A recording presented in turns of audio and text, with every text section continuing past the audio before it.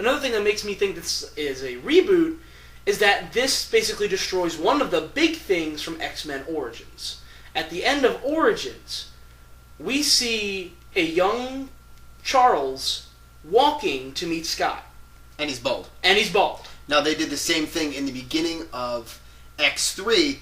Charles and Eric go together to get Jean, and he can walk, and he's bald. Yes. And at the end of First Class, well, we're not going to give away the ending just yet, but essentially at the end of this movie, Charles is paralyzed. Right. We pretty much knew that was coming. Mm-hmm. Charles is paralyzed, but he's not bald, and he can't walk. So how is it that he goes from not walking to walking again in 2 other movies? Right. So that tells me this is probably a reboot. Probably. In addition to that, you have now 2 different movies that have 2 different Emma Frosts. Yeah. We have the supposedly British Emma Frost in X-Men First Class, and I say supposedly British because in the comics they make a lot of references to her having an obviously fake accent. Mm-hmm. And then in Origins, we have Silver Fox's sister, who is a Native American woman who doesn't, and they say that she doesn't display any psychic abilities, but she's only in it for a minute and a half. And you only really see her change a couple times. Right, yeah. And she can change into a diamond form, which really, I liked the First Class diamond form a lot better, because it actually looked like diamond. Yeah, it did. Whereas and the other one, it looked like... ice. Yeah. And it was like... I think they did that just because her name was Emma Frost. I mean, it looked like ice. I was like, no, don't do that. No, it was terrible. I made a joke to Tim that since Angel Salvatore isn't in X-Men, that when Magneto recruits Toad, that he eats her. In X-Men, the original, Charles is trying to find Magneto. He's trying to read his mind, and is surprised to find that he has a helmet that he can't penetrate. Yes. And this is news to him. In X-Men First Class, he sees the helmet, he knows the helmet exists. Right. So that's obviously a break from the first X-Men. Right, with Eric. Because Charles obviously knows about the helmet now, yet in the Right. first one he is completely shocked that he has his helmet. Right. The other thing was that in X-Men 2, Stryker interrogates Magneto for the schematics to Cerebro, because in X-Men 2, it is stated that Magneto helped Charles build Cerebro. Yes. Whereas in X-Men First Class, Henry has already created it when they arrive. It's at the CIA headquarters. Yeah. So there is plenty alluding to either point. It could go either way as to whether or not this movie is a prequel, or if Marvel Studios is trying to create their own X-Men movie and to later combine it with the rest. Yes. Now, here's where I'm going to stop, and I'm going to say, guys, this is a spoiler alert because we're going to throw in a couple of spoilers right here. The prelude to the biggest spoiler I'm going to say is that the day I saw this movie, was looking through some of the information, because I didn't have high hopes for the movie. It wasn't something I was worried to be like, oh no, I wish I hadn't known that. Uh-huh. And I was looking through the appearances made in the movie. Mm-hmm. So I was looking through, all the X-Men. Okay. I looked through the Brotherhood. Okay, or the Hellfire Club. Mm-hmm. Okay, and then appearances. And one name was on appearances. Mm-hmm. And I called my boyfriend and I said, you need to look at the link I just sent you and look at appearances. And he was just as pissed as I was. Wolverine. Yes. Hugh Jackman makes an appearance. Which shocked me. I did not know this going into the movie. I was hoping it was a lie. No. It was a massive joke by some fanboys. But no, it wasn't a lie. Well, it was a Wikipedia site. What essentially happens is, in that recruitment scene we were telling you about, the 5th or 6th one in, you see Charles and Eric walk into a bar. And you see this guy drinking and smoking a cigar, and you pan up and you see it's Hugh Jackman as Wolverine. And they simply walk up and they introduce themselves. I'm Charles. I'm Eric. Go f*** yourself. And they just walk away. And then Wolverine continues drinking, and that's the end of the scene. I do like, though, that for a second, they walk out, and he kind of looks puzzled. Like, wait, I wonder who that was. Yeah, like he kind of looks back he's riding off everyone, but these guys were different, Right. And then he looks back and keeps drinking. Now, if they were going to hand-fist Wolverine in, that's the perfect way to do it. Outstanding. Reference him a little bit, throw it back to the old X-Men movies, and move on. Right. That's the best way to do it. But here's the controversy behind it. This is what makes us think it's a prequel instead of a reboot. Now, by the same theory, though, Charles has at this point then connected to Wolverine's mind. Mm-hmm. So, when he passes over him in Origins, when he first, quote-unquote, reads his mind and finds him in X-Men, he makes no mention that he's ever felt his mind before. Yeah. And as a telepath, I don't think he's going to have short-term memory loss. No. So, absolutely not. So, by that argument, you could say that it's a reboot. He makes no mention that he's ever felt Wolverine before. He makes no mention that he's ever met Mystique.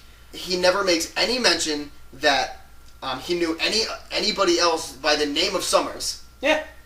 By that point, this could be a reboot. And throwing in Hugh Jackman just could have been a fanboy service. It could. It could have just been, hey, we want to reference the old movies. We don't want to say this is a prequel, but hey, you want to see this guy, we're going to throw him in for 10 seconds. Before I give my rating, there is one thing I just want to say. If 20th Century Fox doesn't go on to make another film in 2013, I like the fact that they ended this series strong. Even with this being a prequel or a reboot or whatever you want to call it. Dude, they had to. The last two X movies sucked. They were awful. They were. But even so, they ended this on a great note. If this is the final film, I highly doubt it is. You don't want to lose the royalties to this. No. Because they are making so much money on this. But you know what? With as amazing as this movie did, there's absolutely no way they're going to leave it alone. No. I mean, anytime a movie does great, they pick it up again. And X3 did terrible, and their first, Well, X3 was the worst of the films, and yet I think it, to this day, has made the most money. Well, I mean, it had a really good franchise leading up to it, and it was not the worst of the films. Wolverine was. Yes. But, when they... Well, again, we're not counting X-Men Wolverine. What I'm saying is that, X3 did so bad, and they wanted to hold on to the rights, and they wanted to make money again. So their first line of defense was, all right, let's grab Wolverine and make him a movie real quick. Yeah. And they did, and everybody was so excited, and it looked really good, and the game was amazing. And that movie sucked. I never played the game. I played the demo. It was really cool. I cut some guy's arm off. I just watched it fly across the screen. So, on that note, I will give my final rating. We'll start with you, Paul. What do we give it out of? Out of 5 stars. Out of 5, I'm going to give it a 4.5. Okay. And I'm fairly generous when it comes to mutants, and I hold them to a high standard. The only reason I'm not giving this a 5 is because I don't know whether or not it's canon. That's the only reason. I'm a perfectionist, so there's something. I'm sure there are things that if I sat down with, I could tweak. But it was all in all just a phenomenal movie. It blew me away, and so yeah, 4.5. Yeah, I would go so far to say that this is probably the best movie of this summer thus far. It's the only movie I've seen this summer. Up until this point, my favorite movie was Thor. Until this came out, and there are a lot of arguments that this could be the best Marvel movie. Not the best superhero movie. That still belongs to The Dark Knight. Many would argue that. And some would even argue Spider-Man 2. But we're not going to get into that. Up until this point, Iron Man has been my favorite Marvel movie. I think my favorite Marvel movie was X2. Now, that's a good one. I really liked X2. And actually, I have, a scene in that movie touches home. Now, apparently, a lot of the people who listen to these reviews wonder whether or not I'm gay. And if you still have any questions, you're retarded. But yes, I am. Ian McKellen wrote the scene where Bobby tells his parents that he's a mutant, and he wrote that scene as a coming out scene, from a gay perspective, because Ian McKellen is gay. Yeah. So he wrote that scene as if he had another opportunity to come out. And interesting. He freezes this mug, and I know people who have come out to their parents, and the first thing they say is, well, could you try to not be? Now, did you also have the moment where the friend steps in and says, oh, well, it's actually the dad's fault? Well, not as of yet. Generally, it's passed on to the father. It's actually not your fault at all, Mom.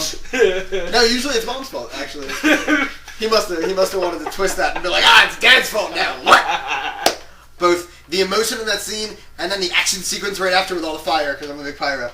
That was just, that whole movie was just so phenomenally done. That was a very good movie. I did like X2. And I would say that this movie would be very close to either X-Men 2 or Iron Man, as far as how much I liked it. Well, Go ahead. I was just, when I was discussing, which ones I liked, it was X2 still, but then, I think X2 and then X-Men.